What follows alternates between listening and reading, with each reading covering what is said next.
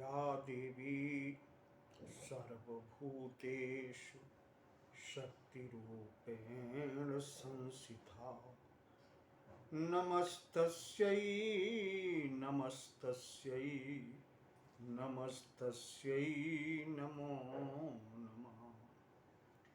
सरस्वती नमस्तुभ्यं वरदे कामरूपिणं कथारम्भं करिष्यामि सिद्धिर्भवतु मे प्रभु।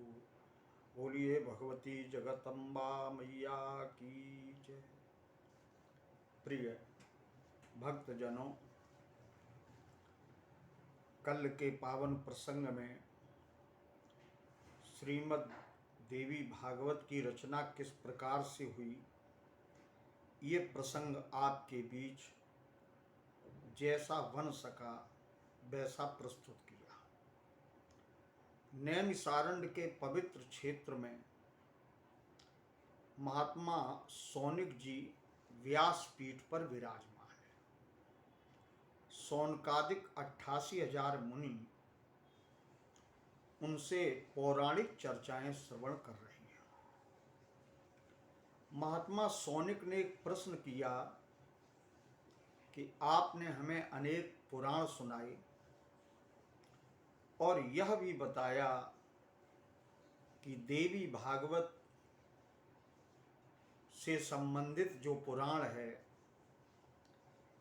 ये 5वें क्रम पर आता है। ये 5वां पुराण है क्रम संख्या में, क्योंकि ये वेदों के समान समस्त लक्षणों से युक्त है। तब सूत जी ने इस पुराण की व्याख्या प्रारंभ की और ऋषियों ने इस पवित्र पुराण की कथा का श्रवण बड़े प्रेम के साथ किया। प्रस्तुत इस श्लोक में सूत जी महाराज कहते हैं, तत्र भागवतम पुण्यम पंचम वेद संमितम कथितम यत त्वया पूर्व सर्वलक्षण संयुक्तम। समस्त लक्षणों से युक्त। और अब मैं तुम्हें वो पावन कथा श्रवण करा रहा हूं। बताया कि हम लोग एक चर्चा करते हैं कि वेद व्यास जी ने इन पवित्र पुराणों की रचना की।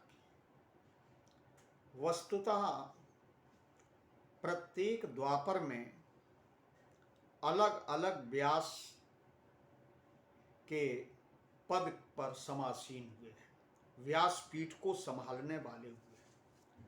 पुराणों के वक्ता प्रत्येक द्वापर में बने। वेद व्यास जी, जिन्हें वेद व्यास कहा जाता है, ये तो हमारे 28वें व्यास हैं। श्री सूत जी महाराज ने सौनकादिक ऋषियों को बताया कि प्रथम द्वापर में ब्रह्मा जी महाराज स्वयं व्यास बने और उन्होंने वेदों का, श्रुतियों का और पुराणों का पावन प्रसंग भक्तों के लिए प्रस्तुत किया। दूसरा द्वापर जब आया तो प्रजापति नाम के व्यास जी बने। तीसरा जब द्वापर आया तब शुक्राचार्य जी व्यासपीठ को सुशोभित करते हैं। मैं एक निवेदन करूं कि प्रत्येक द्वापर में, क्योंकि एक चतुर्युगी में सतयुग, त्रेता, द्वापर और कलयुग आती है, लेकिन पुराणों का जो विस्तार है, पुराणों का जो सर्वकालिक विस्तार है, वो हमारे व्यास जी ने ही किया। चौथे द्वापर का जब आगमन हुआ, चतुर्युगी के चौथे द्वापर का, तो बृहस्पति जी स्वयं व्यास बने। 5वें द्वापर में सूर्य भगवान ने व्यास पीठ पर बैठ करके वेदों की अभिव्यंजना की। छठवें द्वापर में यमराज, सातवें में इंद्र, आठवें में वशिष्ठ जी महाराज, नवें में सारस्वत जी महाराज, 10वां द्वापर जब आया तो त्रिधामा जी महाराज व्यास बने। 11वें में त्रिवृख नाम के एक देवता ये व्यास पीठ पर सुशोभित हुए। 12वें में भरद्वाज मुनि व्यास पीठ पर सुशोभित हुए। 13वें द्वापर में अंतरिक्ष, जिनकी की कथा श्रीमद् भागवत महापुराण के 11 स्कंद में 9 योगेश्वरों के संवाद में आती है। वो अंतरिक्ष नाम के जो कवि हैं, अंतरिक्ष नाम के, क्षमा करें, जो योगी हैं वो बने।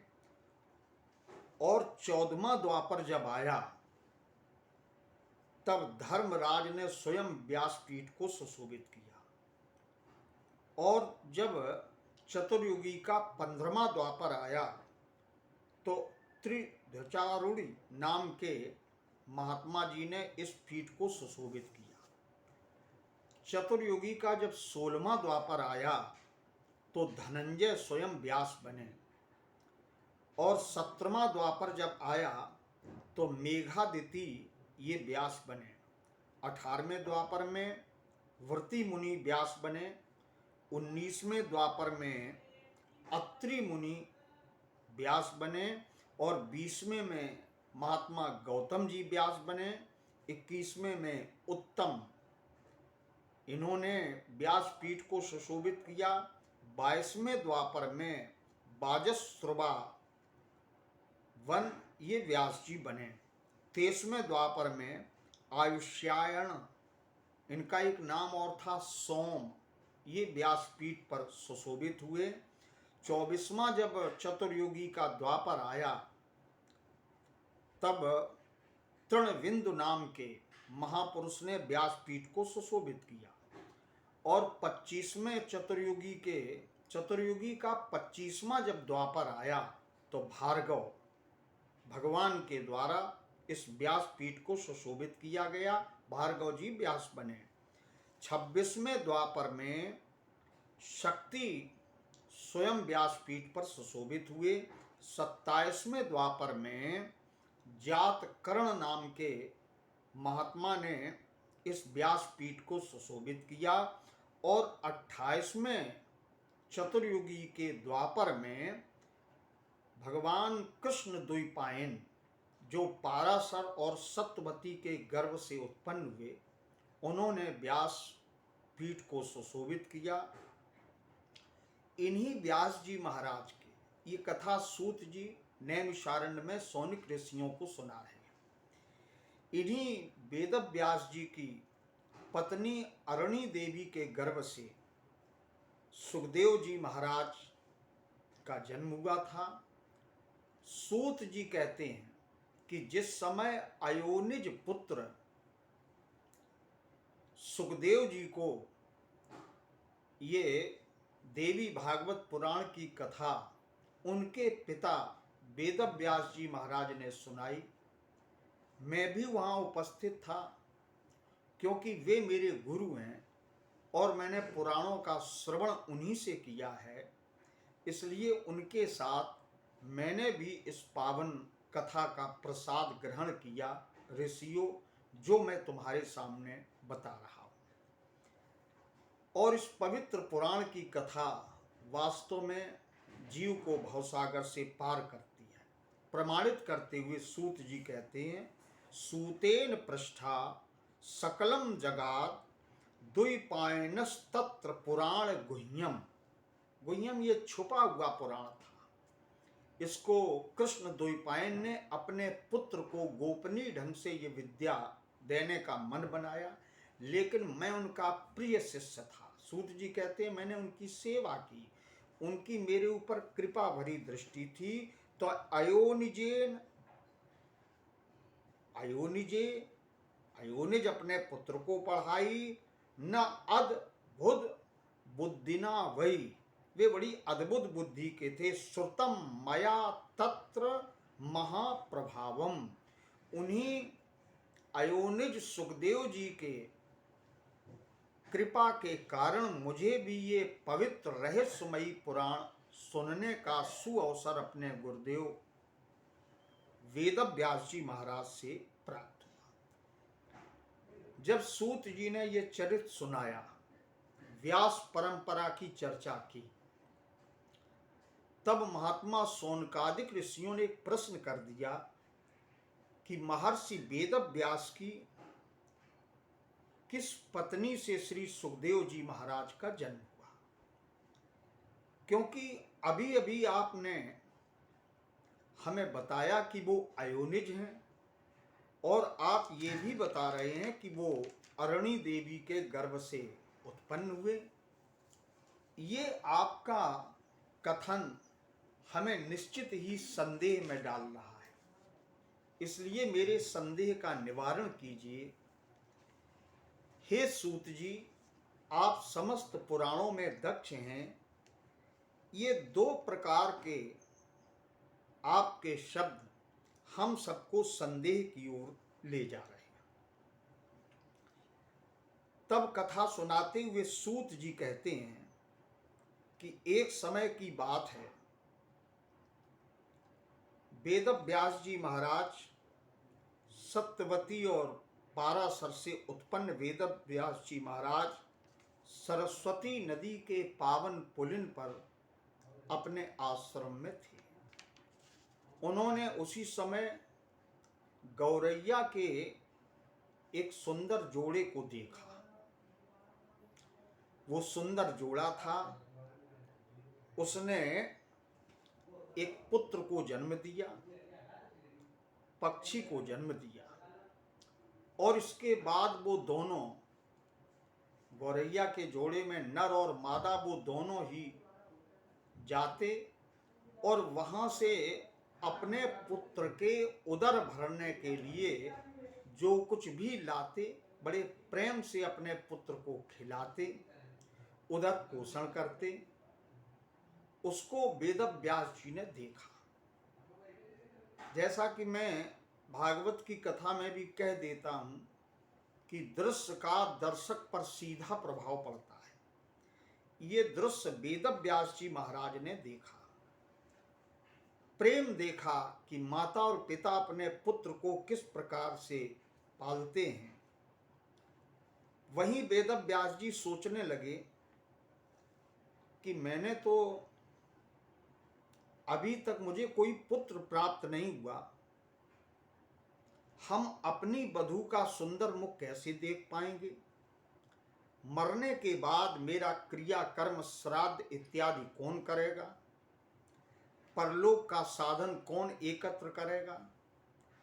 तथा जब मैं असहाय हो जाऊंगा, वृद्धापा आ जाएगा, रोगावस्था में, मरण काल में, भूमि और सैया पर जब पड़ा हुआ मैं संतानहीन प्राणी दुखित होकर के अपने मन में विचार करूंगा कि मेरे घर में पर्याप्त धन है, मेरे यहाँ ठाकुर जी की कृपा से संपूर्ण व्यवस्थाएं हैं, मेरा भवन अत्यंत सुंदर है, किंतु अब इसका स्वामी कौन होगा? जैसा कि प्रत्येक संसार का प्राणी जीवन की यात्रा के अंतिम पड़ाव पर यह चिंतन किया ही करता है। ऐसा वेदव्यास जी सोचने लगे। और चूंकि वेदव्यास जी को उन्होंने पुराणों की रचना की, महाभारत को उन्होंने रचा और वेदों का भाष्य किया, इसलिए वो ज्ञानी पुरुष तो थे ही, इसमें कोई संदेह नहीं। लेकिन मन स्मृति में मनु महाराज का उदाहरण वेदव्यास जी ने दिया कि अपुत्रस्य गतिर्नास्ति स्वर्गो नैव चा नैव चा।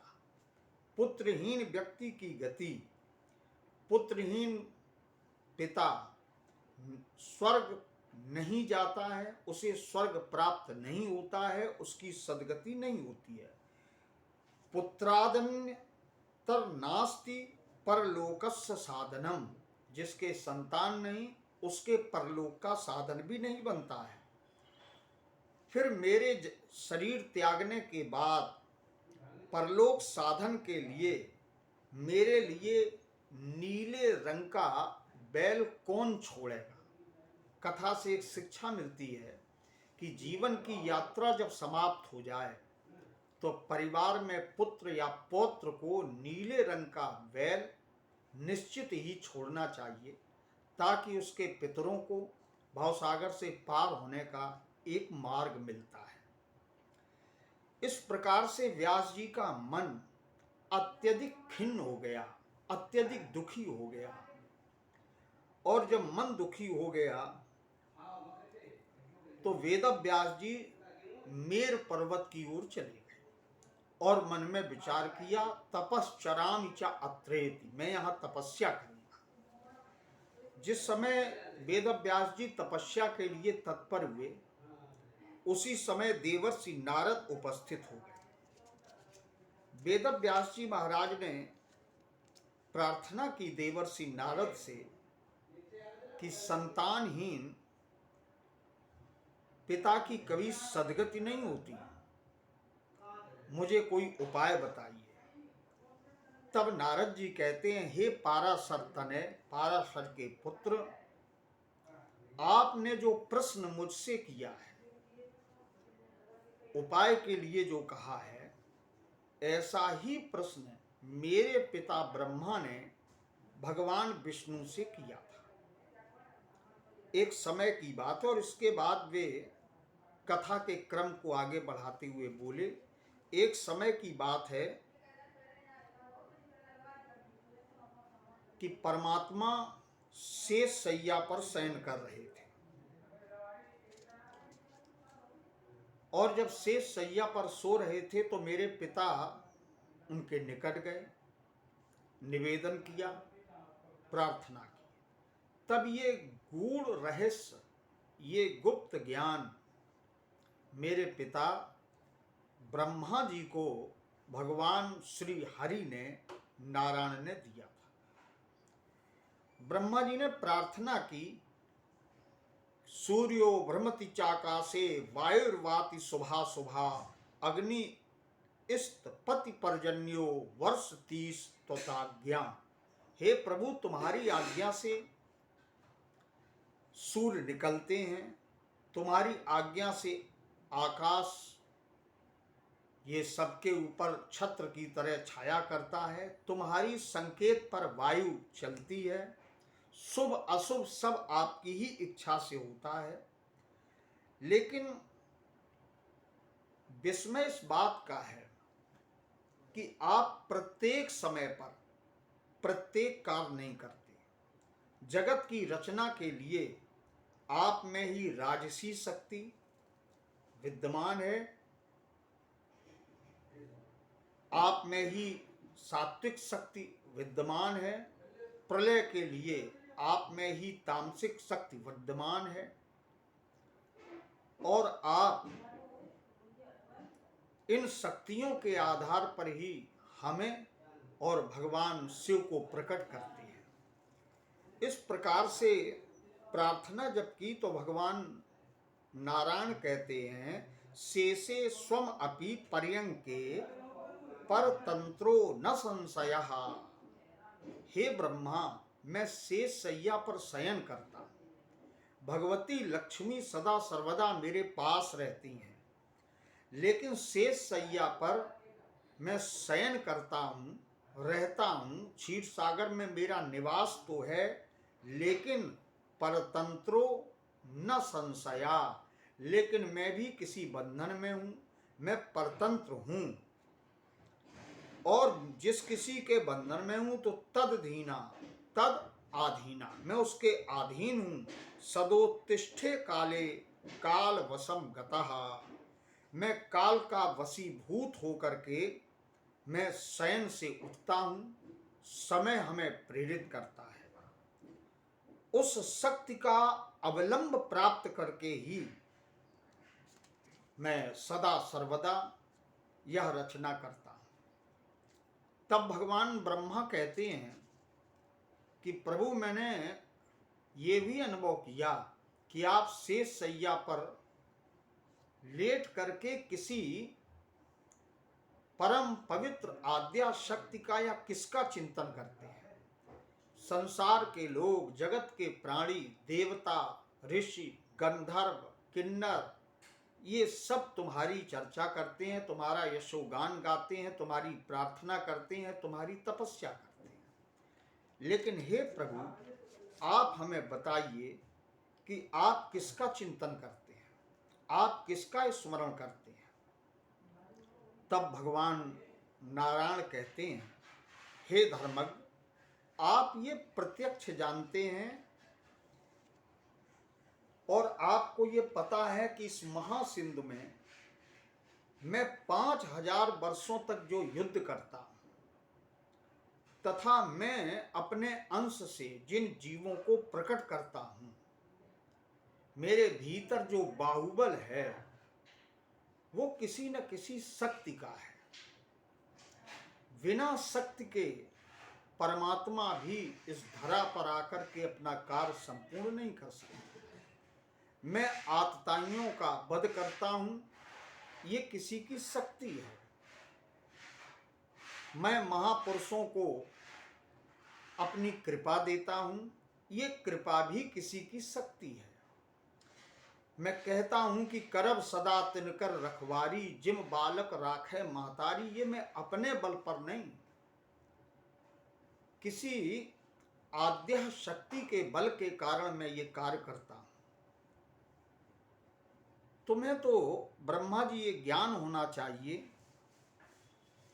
कि जिस समय कान के मैल से उत्पन्न मदोन्मत्त मधु और कैटव नाम के दोनों दानवों ने इस भीषण जल के मध्य में अत्याचार प्रारंभ किया, उत्पात प्रारंभ किया, और ब्रह्मा वे तुम्हारे पास भी गए। मधु कैटव ने जब ब्रह्मा तुमसे कहा कि तुम निर्बल हो, तुम ब्रह्मलोक में सिंहासन पर बैठने के अधिकारी नहीं हो,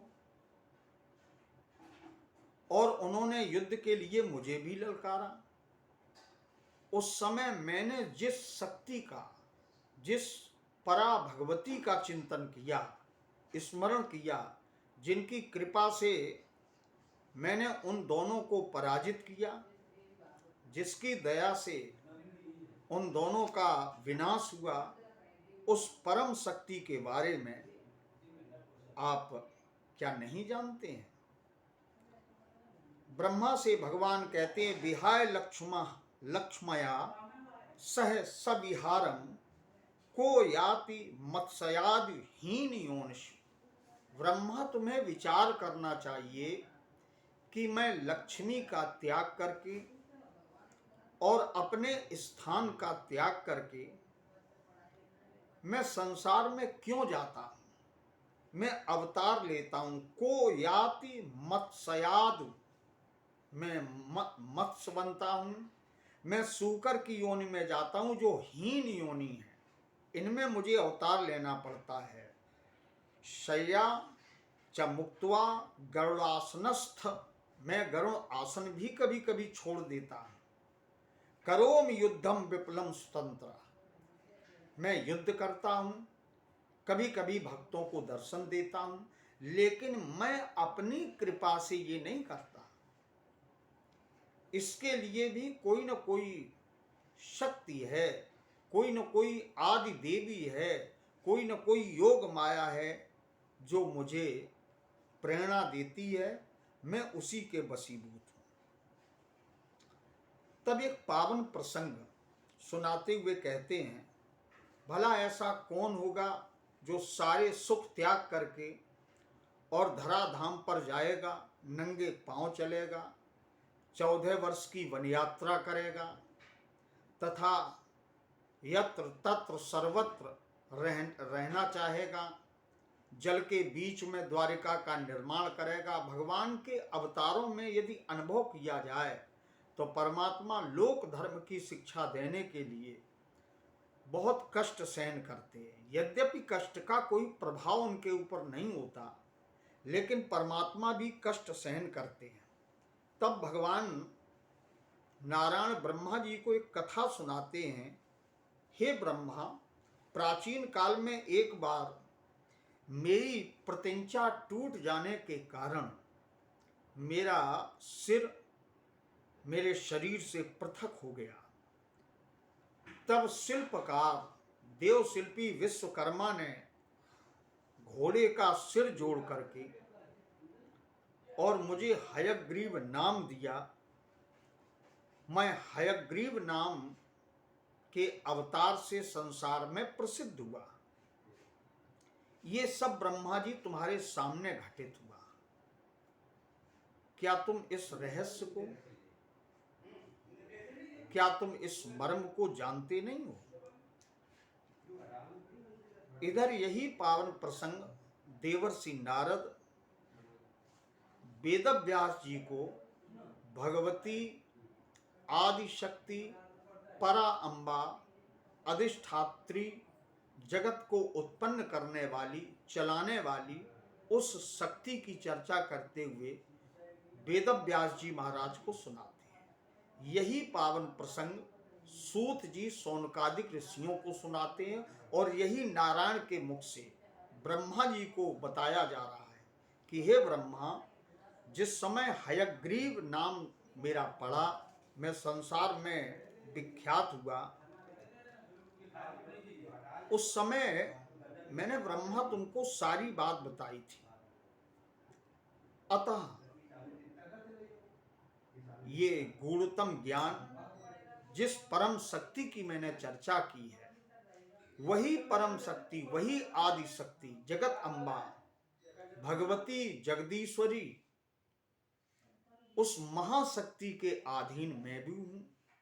उसकी प्रेरणा से मैं ये सारे कर्म, संसार का पालन, संसार का निर्माण, संसार का प्रलय उन्हीं की प्रेरणा से करता हूं। इस प्रकार भगवान ने ब्रह्मा जी महाराज को महिमा बताई। अब आपके मन में एक जिज्ञासा उठी होगी कि परमात्मा का सिर कैसे कट गया। तो इसमें कथा आती है कि एक बार एक दैत्य जिसका नाम हयग्रीव था, उसने भक्ति की भगवती देवी की, महामाया की तामसी शक्ति की उपासना की। क्योंकि उसी महामाया में, आद्या शक्ति में 3 प्रकार की शक्ति है। सात्विक शक्ति, रजोगुणी शक्ति जिसको राजस शक्ति कहते हैं, और तीसरी है तामसिक शक्ति। तो तामसिक शक्ति की उसने उपासना की, भगवती प्रसन्न हो गई। हयग्रीव ने ये वरदान मांगा कि मुझे कोई संसार में मार न सके। तब भगवती कहती है कि जो जन्म लेता है उसकी मृत्यु निश्चित है। लेकिन वो भगवती को प्रसन्न कर चुका था। आकाशवाणी हुई कि तुम यदि चाहते हो तुम्हें कोई मार न सके तो इसका सम्यक प्रकार से वरदान मांग लो। तब हयग्रीव ने यह कहा कि मुझे हयग्रीव के अलावा कोई न मार सके। उसने विचार किया कि हयग्रीव मैं हूं और मैं भला अपने को क्या मारूंगा।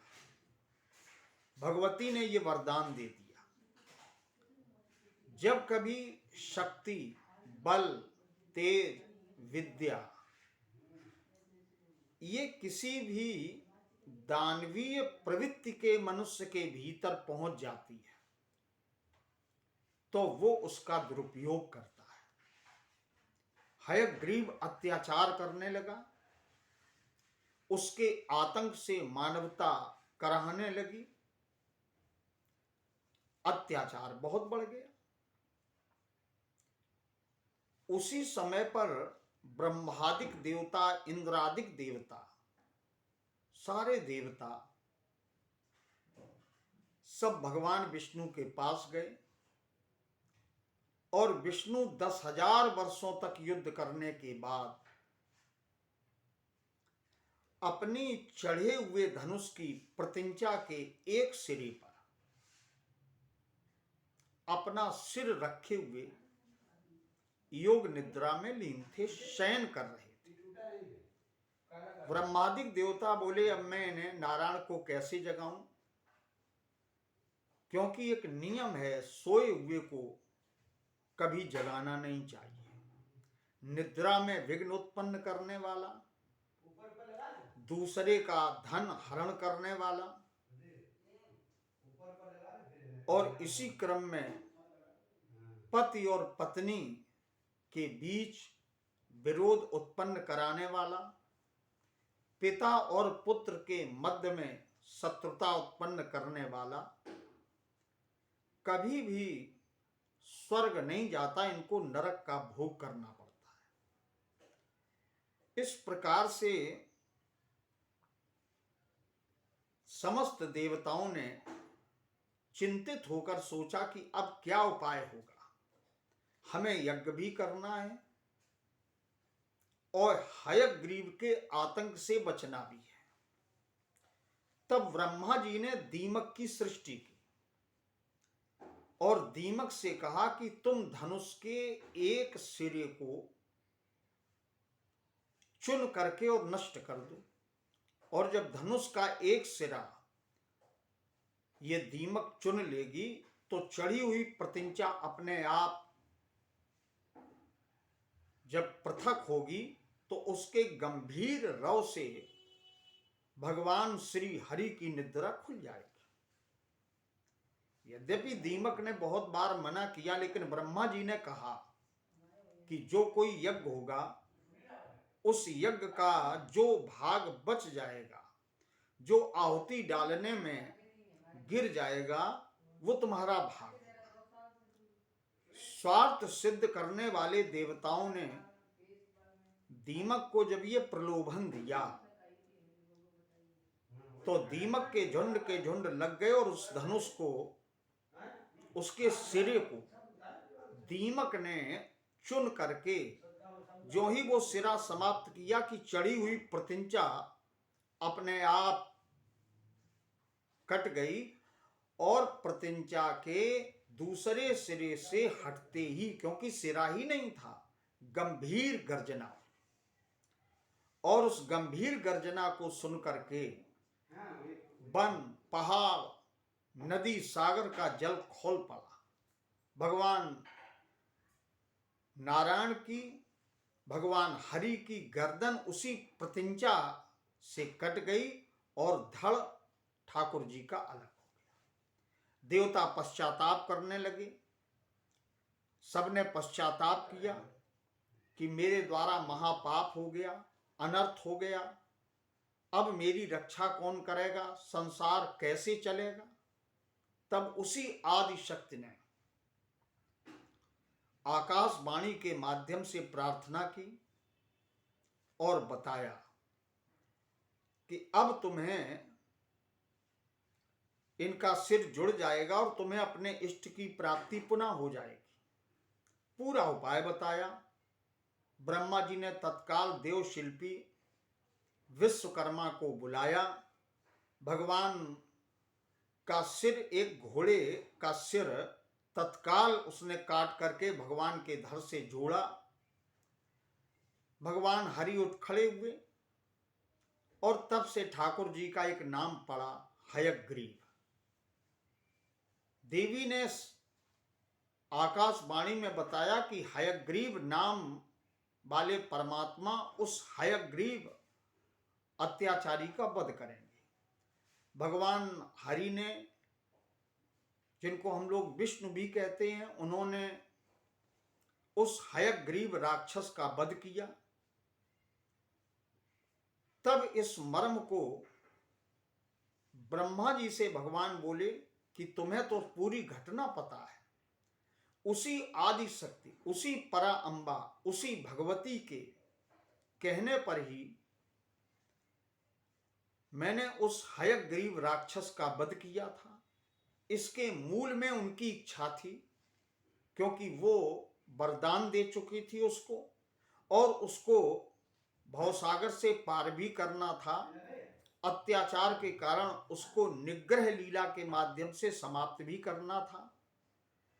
तो ये संपूर्ण जो संसार में घटनाएं होती हैं, जो सृष्टि की रचयिता शक्ति भी है, पालनात्मक प्रवृत्ति भी है और संहारक शक्ति भी है, वो महामाया है।